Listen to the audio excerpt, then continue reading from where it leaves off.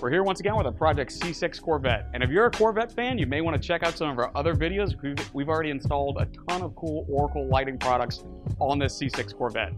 Today, we're going to show you how to install the Oracle SMD Sidemarkers.